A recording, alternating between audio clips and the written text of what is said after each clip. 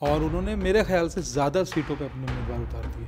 81 में से 70-71 सीटों पे उनको अपने उम्मीदवार नहीं उतारने चाहिए थे।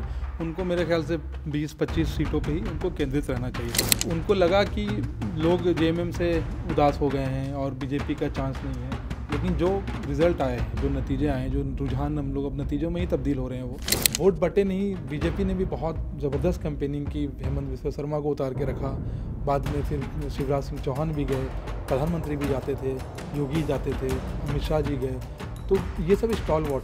पूरी उम्मीद थी कि जयराम महतो की पार्टी झारखंड में अच्छा प्रदर्शन करेगी, करीब 5 से 6 सीटें जीत सकेगी। इंटरनल सर्वे भी ये बता रहे थे, अंदर खाने से खबर भी ये आ रही थी, क्योंकि जिस तरीके से हम कैंपेनिंग देख रहे थे जयराम महतो की, तो वो पूरा उनका लग रहा था कि कुछ भी नहीं होगा तो 3 से 4 सीटें तो जीत ही जाएंगी। लेकिन ऐसा नहीं हुआ। जयराम महतो, जिस तरीके से टाइगर उन्हें बुलाया गया, दहाड़ लगाई, लेकिन वो दहाड़ नतीजों में कन्वर्ट नहीं हो पाया, अच्छे नतीजों में कन्वर्ट नहीं हो पाया। और राइटर्स टेक में इसी पर बात कर रहे हैं तनवीर सर, मेरे साथ हैं, इंडिया.com के संपादक हैं। तनवीर सर, कहाँ कमी रह गई जयराम महतो की पार्टी में? देखिए, जयराम महतो की जो पार्टी है वो पहली बार चुनाव लड़ रही थी जी।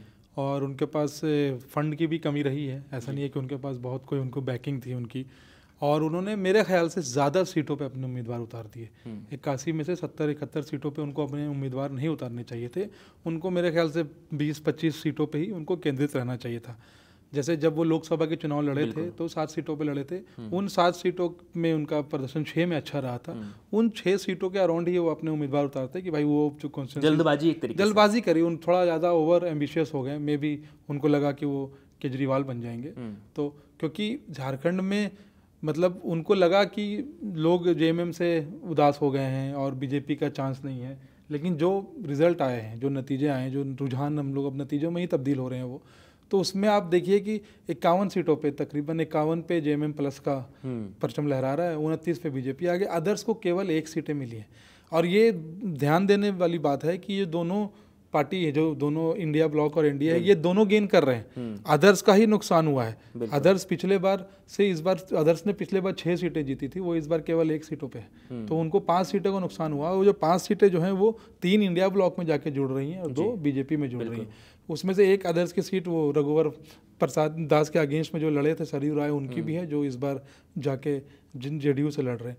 तो जयराम महतो ने एक तो गलती ये की कि वो एक बहुत ज़्यादा सीटों पे लड़ गए। दूसरा ये कि उनको खुद 2 सीटों पे नहीं चुनाव लड़ना चाहिए था, क्योंकि जब लीडर खुद 2 सीट पे चुनाव लड़ता है तो उसका ध्यान बढ़ जाता है, वो अपनी सीटों को ही सेफ करने में लगा रहता है। हालांकि उनकी जो डुमरी वाली सीट है उस पर अभी टाइट फाइट चल रही है, ऐसा नहीं है कि वहाँ से वो हार गए हैं, लेकिन मतलब गेन लीड में नहीं है अभी। सेकंड, बहुत देर के बाद वो सेकंड पोजीशन पे आए, और उसके बाद वो उस तरीके का जो डिसीजन है, क्योंकि वही पार्टी के इकलौते स्टार प्रचारक है, ये सब कुछ वही थे पार्टी के, काफ़ी यंग हैं, 30 साल के हैं, तो वो वहाँ पे भी उनसे चूक हो गई। और तीसरी जो बात है वो ये है कि झारखंड मुक्ति मोर्चा, कांग्रेस, इन सब ने एक होकर लड़ा, दूसरी तरफ बीजेपी, जेडीयू सब एक होकर लड़े, तो वोट बटे नहीं। वोट बटे नहीं। बीजेपी ने भी बहुत ज़बरदस्त कैंपेनिंग की, हेमंत बिस्वा शर्मा को उतार के रखा, बाद में फिर शिवराज सिंह चौहान भी गए, प्रधानमंत्री भी जाते थे, योगी जाते थे, अमित शाह जी गए, तो ये सब स्टॉल वॉट हैं। दूसरी तरफ कांग्रेस और झारखंड मुक्ति मोर्चा की तरफ से भी बड़े बड़े लीडर खड़े थे। हेमंत सोरेन, अगर इस आज के जो रिज़ल्ट हैं इसमें मुझे, जो अगर झारखंड की बात करें तो इसमें कोई दो राय नहीं कि हेमंत सोरेन एक किंग के तौर पे उभरे हैं, और उन्होंने ये एस्टेब्लिश कर दिया है कि वो शिबू सोरेन के बिना भी उनकी एक आइडेंटिटी है। बिल्कुल, पहली बार ये अपने पिता के बिना वो चुनाव में लड़ रहे थे, और उन्होंने पिछले बार से भी ज़्यादा सीटें गेन की, जबकि किसी को उम्मीद नहीं थी कि वो इस तरीके की सीटें गेन करेंगे। तो ये बीजेपी प्लस और जेएमएम प्लस का मजबूत होना, ये भी जयराम महतो के अगेंस्ट है। तो ये 3-4 वजह हैं जिसकी वजह से मुझे लगता है कि जयराम महतो, मतलब निराशाजनक मैं कहूँगा, क्योंकि मुझे थोड़ी ज़्यादा आशा थी जयराम महतो से, तो ये सब वजह हैं जिसकी वजह से बिल्कुल, जिसने भी जयराम महतो की कैंपेनिंग देखी उन्हें उम्मीद थी कि जयराम महतो इस बार अच्छा प्रदर्शन करेंगे, क्योंकि उनका इंटरनल सर्वे भी था। यहाँ तक कि जेजेएम और बीजेपी के जो वहाँ पे नेता हैं, जो ग्राउंड पे काम कर रहे हैं, उनका भी कहना था कि जयराम महतो की पार्टी 1-2 या 4 सीटों पर सीटें निकाल सकती है, लेकिन ऐसा नहीं हुआ।